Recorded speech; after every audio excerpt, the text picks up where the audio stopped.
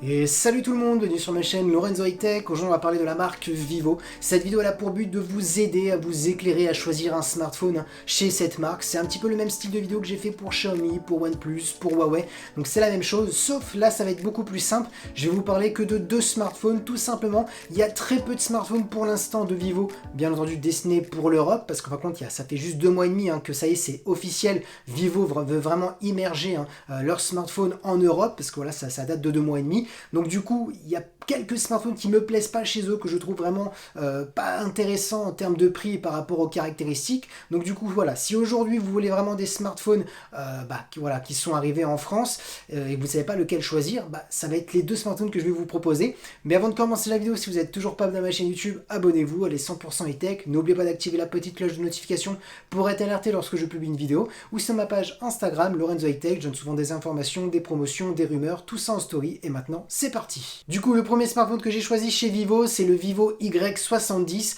On est au tarif de 270 €, donc voilà, c'est un bon prix, accessible pour pas mal de personnes. Du coup, commençons par son écran. Et on a un écran plutôt joli, bord à bord, borderless. On a une diagonale de 6,44 pouces, on est sur une définition Full HD+, et c'est là où ça m'a étonné. On n'a pas un écran LCD, on a un écran AMOLED, et ça c'est plutôt un bon point pour Vivo, parce qu'il y a très peu de smartphones actuellement à ce tarif, où on est sur de l'AMOLED, on est souvent sur de l'LCD. Vous connaissez les avantages de l'AMOLED, des noirs profonds, plus de couleurs, plus de contraste, ça consomme beaucoup moins d'énergie par rapport à l'LCD. Donc voilà, ça franchement c'est plutôt intéressant, ça m'a plu. Parlons maintenant de photos, parce que oui, à ce tarif, maintenant on a quand même des smartphones qui proposent de beaux clichés. Alors oui, ça sera pas les meilleurs clichés par rapport à des hauts de gamme, mais c'est toujours intéressant d'avoir plusieurs capteurs, plusieurs possibilités en termes de créativité. Surtout que là, le premier capteur principal, on est sur du 48 millions de pixels, donc ce sera intéressant si vous avez bien zoomé dans la photo, la recadrer, parce que plus vous avez de mégapixels, plus vous avez de détails.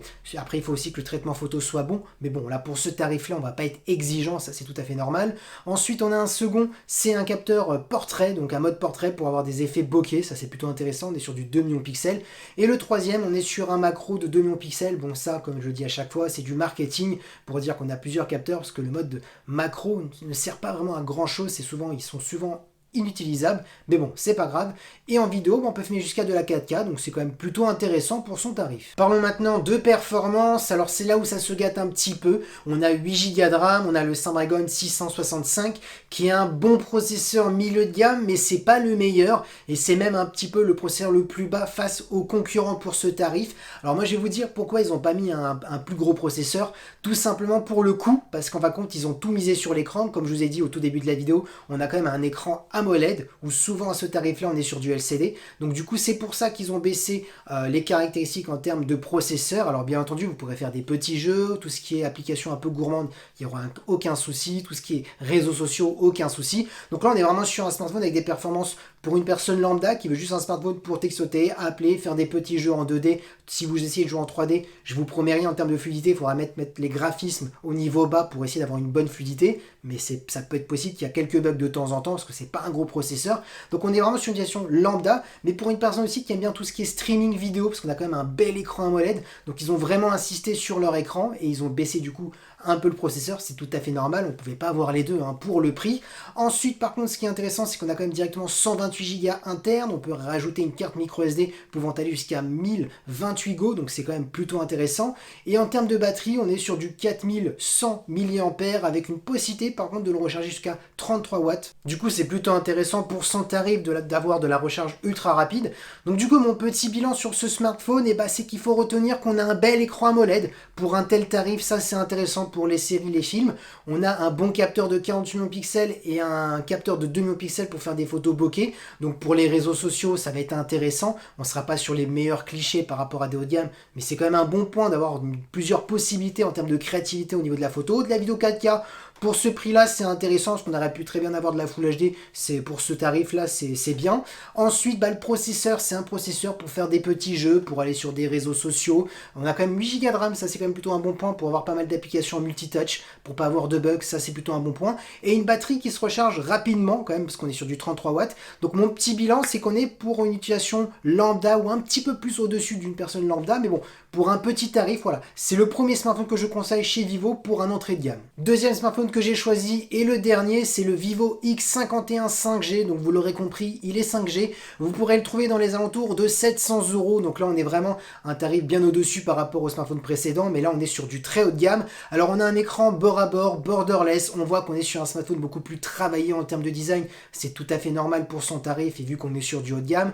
Parlons de sa diagonale, on a un écran de 6,56 pouces avec une définition Full HD+, toujours de l'AMOLED. Par contre, là l'avantage, c'est qu'on a un taux de rafraîchissement de 90 Hz, beaucoup plus élevé par rapport au smartphone précédent, donc intéressant pour les jeux vidéo, intéressant pour la fluidité dans les pages web, donc là ça va être beaucoup plus agréable. Parlons maintenant de photos et de vidéos, parce que là oui c'est le smartphone qu'il vous faudra si vous souhaitez un Realme, parce qu'il y a eu de l'innovation surtout dans la vidéo et un petit peu dans la photo, donc voilà, on va pas se le cacher, Vivo sont plutôt bons dans les smartphones en termes de photos, alors c'est pas les meilleurs, mais en tout cas c'est quand même leur domaine. Alors le premier capteur, on est sur du 48 millions de pixels, bien entendu, avec un traitement meilleur par rapport au smartphone précédent. On a ensuite un grand angle de 8 millions de pixels pour faire des photos à plan large. On a un téléobjectif de 8 millions de pixels pareil, mais pour permettre au smartphone de zoomer jusqu'à x5 sur un zoom optique, donc vous ne perdrez pas de qualité jusqu'à x5.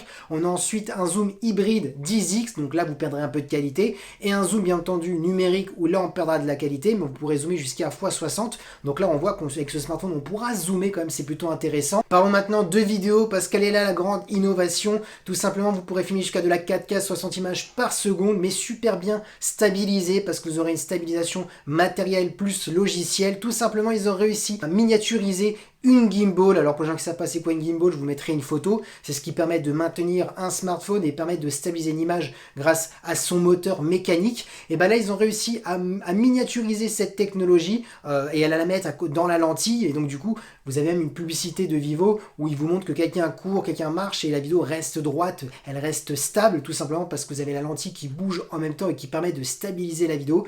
Les tests sont plutôt concluants, plutôt bons. Alors oui, on n'est pas sur la meilleure stabilisation si vous prenez une vraie gimbal, mais en tout cas c'est la meilleure stabilisation que vous pouvez retrouver grâce à cette technologie. Donc c'est plutôt un bon point pour les youtubeurs, pour les vlogueurs qui veulent peut-être pas s'embêter tout de suite à prendre une gimbal et qui veulent filmer à la main, c'est plutôt un bon point. Parlons maintenant de performance. Alors là je suis sûr que je vais avoir des commentaires, ah oui en termes de performance c'est pas le meilleur, mais j'ai envie de vous dire oui, tout simplement parce qu'ils ont tout misé sur cette nouvelle technologie de gimbal qui a coûté extrêmement cher dans les recherches et développement, et donc du coup ça se ressent dans le prix. Là on a 8 Go de RAM, on a le Snapdragon 765G qui est le meilleur processeur milieu de gamme, mais on n'a pas un processeur haut de gamme. Par contre, on va pas se le cacher, souvent on a les derniers processeurs qu'on n'utilise même pas au maximum, parce que le Snapdragon 765G sera amplement suffisant pour faire tous les jeux vidéo 3D, des applications gourmandes, vous n'aurez pas de latence, surtout en plus on a 8 Go de RAM, donc pour tout ce qui est application multitouch, pour éviter les bugs, ça suffira amplement accompagné de ce processeur.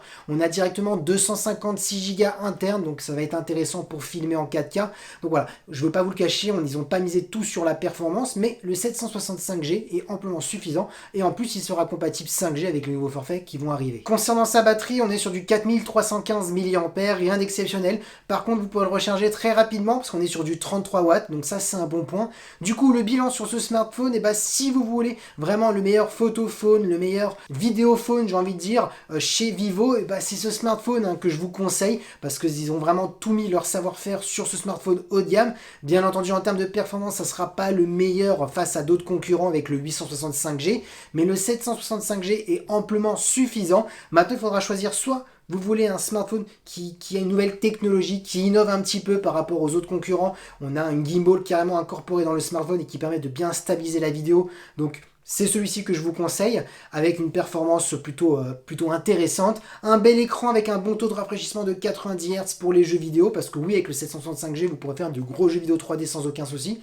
Donc voilà, moi pour ma part, c'est ce modèle-là que je vous conseille chez Vivo en termes de haut de gamme. En termes d'entrée milieu de gamme, le Vivo Y70 qui est intéressant pour son tarif à 270 €. Donc pour l'instant, je vous propose que deux smartphones, parce que comme je vous ai dit au tout début de la vidéo, comme ça fait que 2 mois et demi à peu près que la marque est officielle en France, il y a très peu de modèles sur leur store français, et surtout, bien entendu, les autres produits que j'ai vus chez Vivo, pour ma part, ne sont pas intéressants. Ils coûtent extrêmement cher pour les caractéristiques qu'ils proposent. Donc voilà, pour ma part, si vous voulez un Vivo à tout prix, actuellement officiel en France, c'est ces deux smartphones que je vous conseille.